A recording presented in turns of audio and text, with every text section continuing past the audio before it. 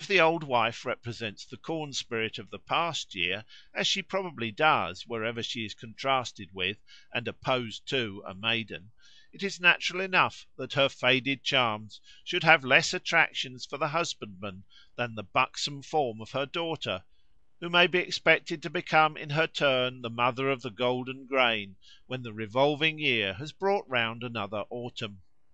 The same desire to get rid of the effete mother of the corn by palming her off on other people comes out clearly in some of the customs observed at the closing of threshing, particularly in the practice of passing on a hideous straw puppet to a neighbour farmer who is still threshing his corn.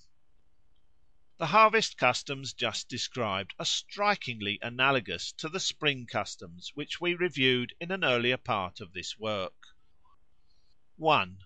As in the spring customs the tree spirit is represented both by a tree and by a person, so in the harvest customs the corn spirit is represented both by the last sheaf and by the person who cuts or binds or threshes it.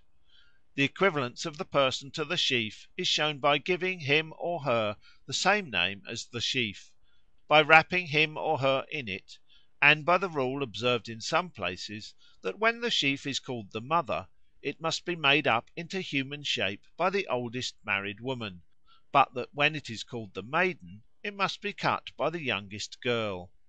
Here the age of the personal representative of the corn spirit corresponds with that of the supposed age of the corn spirit, just as the human victims offered by the Mexicans to promote the growth of the maize varied with the age of the maize.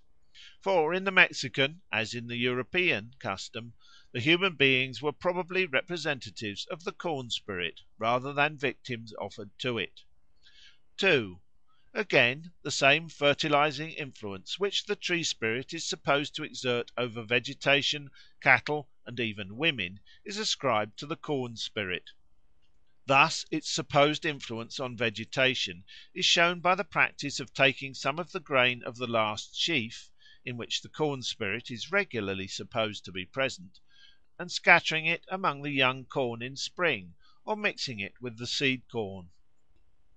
Its influence on animals is shown by giving the last sheaf to a mare in foal, to a cow in calf, and to horses at the first ploughing. Lastly, its influence on women is indicated by the custom of delivering the mother sheaf, made into the likeness of a pregnant woman, to a farmer's wife, by the belief that the woman who binds the last sheaf will have a child next year, perhaps too by the idea that the person who gets it will soon be married. Plainly, therefore, these spring and harvest customs are based on the same ancient modes of thought, and form parts of the same primitive heathendom, which was doubtless practised by our forefathers long before the dawn of history. Amongst the marks of a primitive ritual we may note the following. 1. No special class of persons is set apart for the performance of the rites; in other words, there are no priests. The rites may be performed by any one, as occasion demands. 2. No special places are set apart for the performance of the rites; in other words, there are no temples. The rites may be performed anywhere, as occasion demands. 3. Spirits, not gods, are recognised. (a) As distinguished from gods, spirits are restricted in their operations to definite departments of nature. Their names are general, not proper. Their attributes are generic rather than individual. In other words, there is an indefinite number of spirits of each class, and the individuals of a class are all much alike. They have no definitely marked individuality. No accepted traditions are current as to their origin, life, adventures, and character. (b) On the other hand, gods, as distinguished from spirits, are not restricted to definite departments of nature. It is true that there is generally some one department over which they preside as their special province, but they are not rigorously confined to it. They can exert their power for good or evil in many other spheres of nature and life. Again, they bear individual or proper names, such as Demeter, Persephone, Dionysus, and their individual characters and histories are fixed by current myths and the representations of art. 4. The rites are magical rather than propitiatory.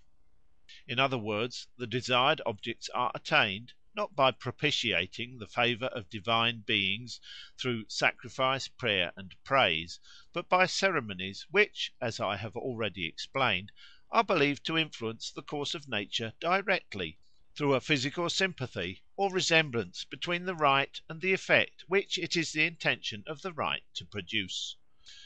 Judged by these tests, the spring and harvest customs of our European peasantry deserve to rank as primitive. For no special class of persons and no special places are set exclusively apart for their performance. They may be performed by any one, master or man, mistress or maid, boy or girl. They are practised, not in temples or churches, but in the woods and meadows, beside brooks, in barns, on harvest fields and cottage floors. The supernatural beings whose existence is taken for granted in them are spirits rather than deities. Their functions are limited to certain well defined departments of nature.